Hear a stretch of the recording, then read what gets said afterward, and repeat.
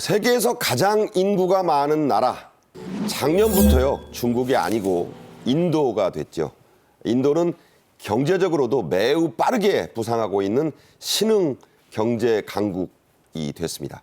그 인도의 항만부 차관이 이끄는 방문단이 우리나라의 3대 조선소, 빅3 조선소를 전부 돌아봤다죠?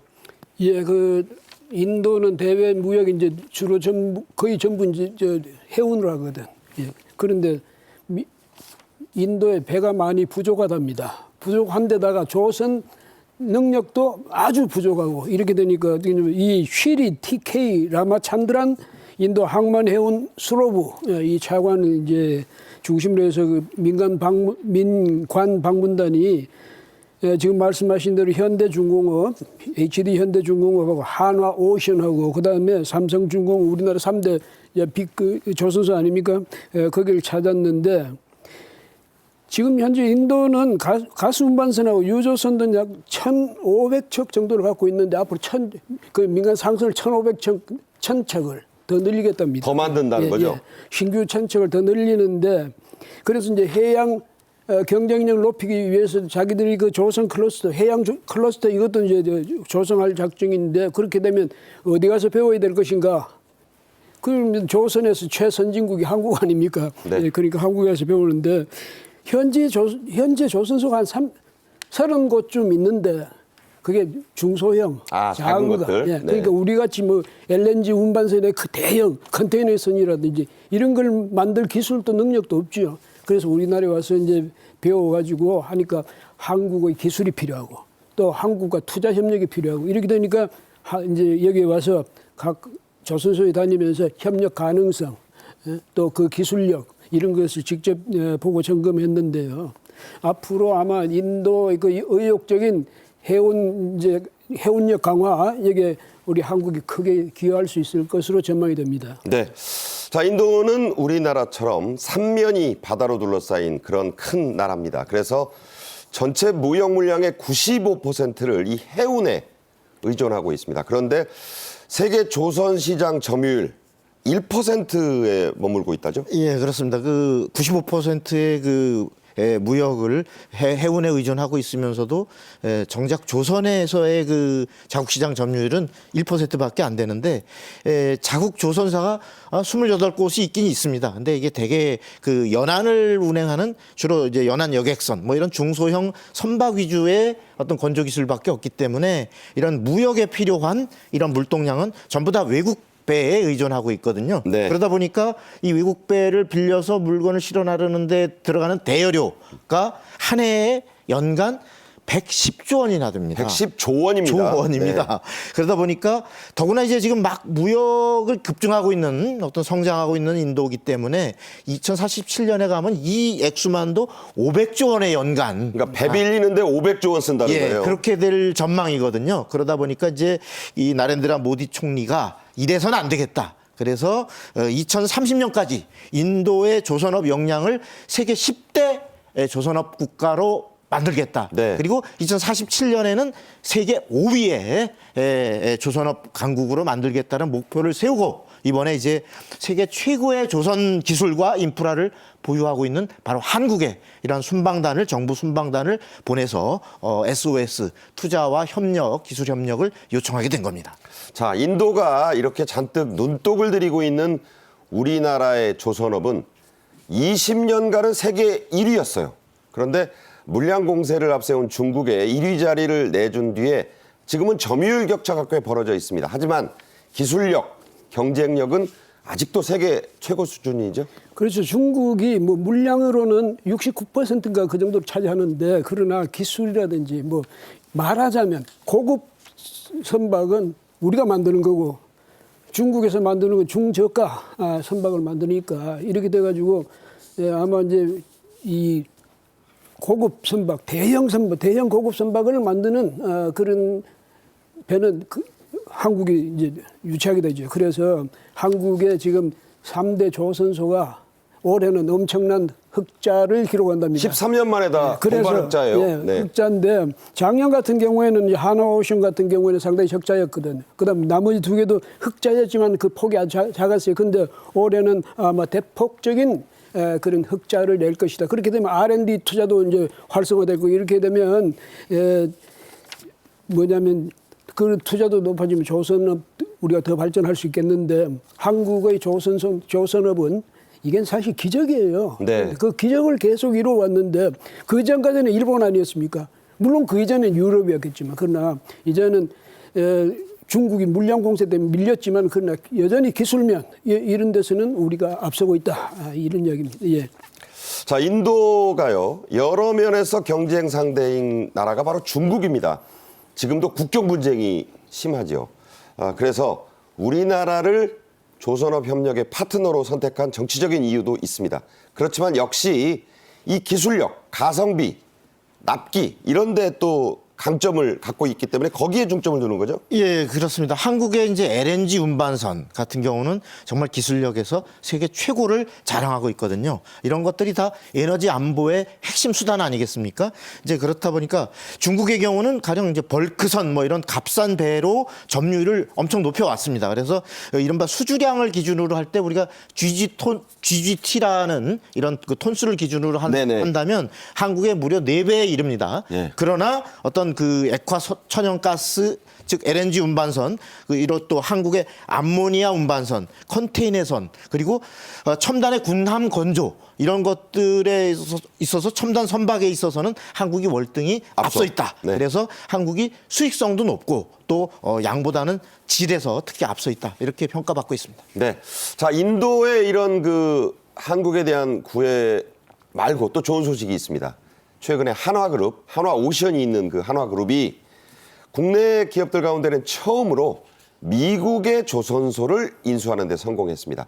자, 이거 어떤 의미가 있을까요? 예, 이게 노르웨이가 본사가 아크사 이 그 계열사인데 한화그룹이 북미 지역에 있는 그 조선 또 이 방산 이쪽 분야의 이 교두보 혹은 지역 거점을 확보했다. 필라델피아에 있다고 그래요. 필리 조선소. 예. 그렇게 필리 조선소인데 그렇게 거점을 확보했으니까 그런 점에서 왜냐하면 사실 이거야 왜 뭐냐 존스 액트라는 그 존스법이 있어요. 미국 배만 그러니까 만들어라. 예. 선박 수송 시에 운항되는 그런 선박은 미국 내 소지하거나 미국인이 운영하는 그런 조선소에서. 항구나 시설 여기만 이용할 수 있다. 그러니까 배도 거기서 만들어지면 훨씬 그 유리하잖아요. 네네. 그래서 한화가 발빠르게 미국에 지금 거점을 확보했는데 그 점에서는 앞으로 이제 또 미국에 지금 이 조선 수요가 엄청 크거든요.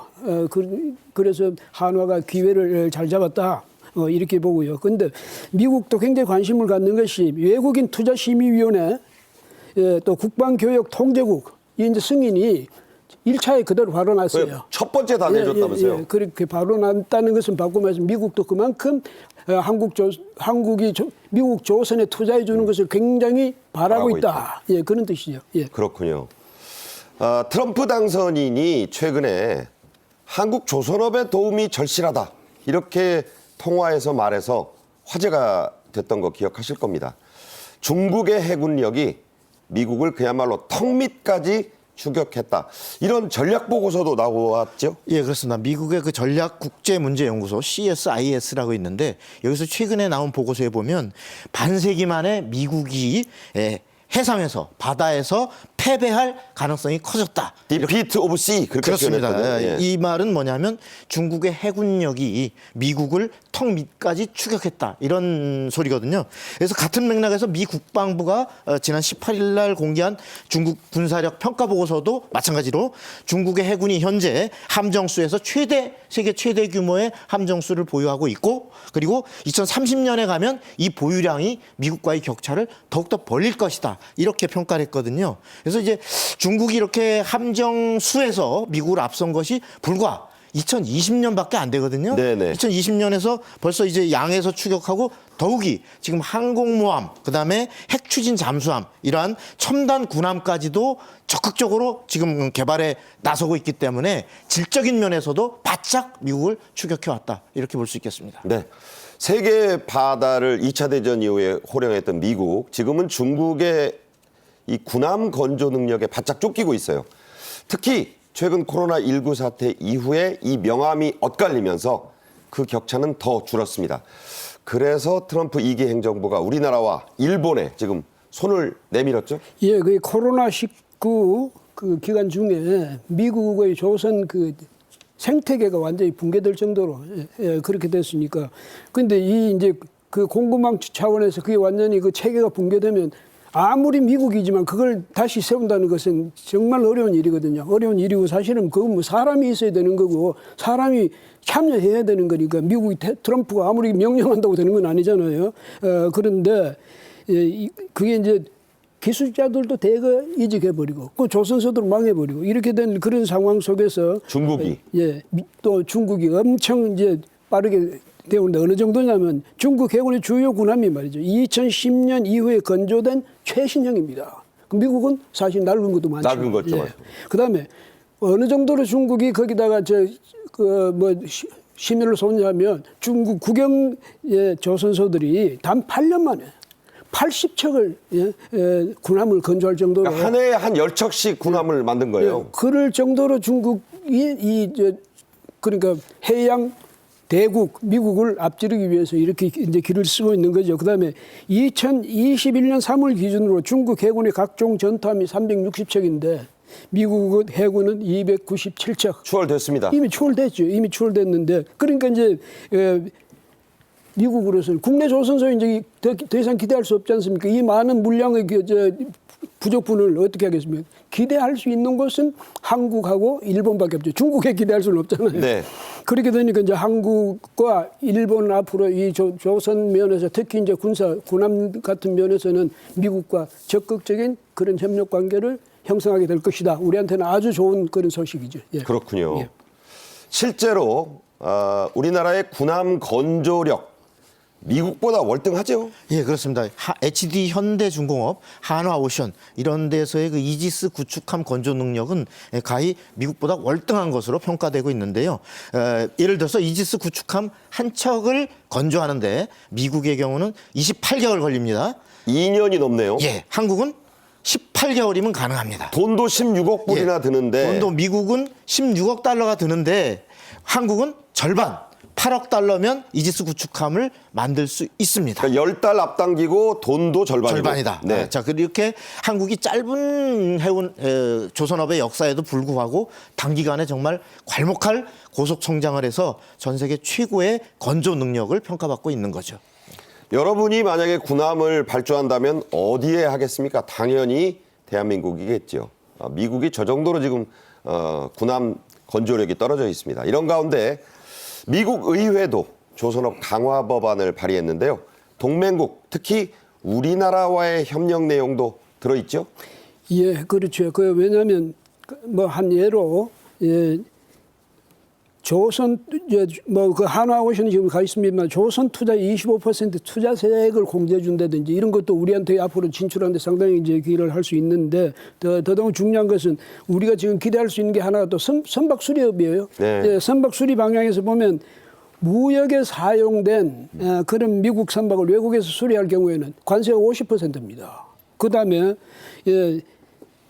이것을 이제 이 법안에 이 세율을 70%로 올리되 중국 같은 우려 국가에 대해서는 거기서 만약 수리했다, 중국에서 수리했다 이러면 200% 관세를 세금을 물리는데 200% 때린대요. 근데 이 선주 측이 정말 찾다 못해서 그렇게 하는 데 대해서는 외국에서 하더라도 관세를 면제해 준다. 그러니까 우리나라에서 만약 하면 그러니까 면제해 줄 수 있다는 거예요. 그러니까 그렇게 하니까 우리나라는 이 선박 수리 기술도 세계적이에요. 그래서 그런 점에서 이제 유리하고 또 사실 미국에는 지금 말이죠. 이 종합적인 국가 해양 전략의 밑그림을 그리는 것으로서 뭐가 있냐면 해양 안보 보좌관직을 신설해가지고 여기서 해양 안보 위원회를 이끌도록 했습니다. 그러면 이제 해양 전략의 밑그림을 그리게 되는데 이런 것도 미국 해군력 강화, 해양 또 그 수송력 강화 이거는 바로 우리하고 이익과 직결되는 것이니까 우리한테는 굉장히 바람직한 변화다 이렇게 볼 수 있겠습니다.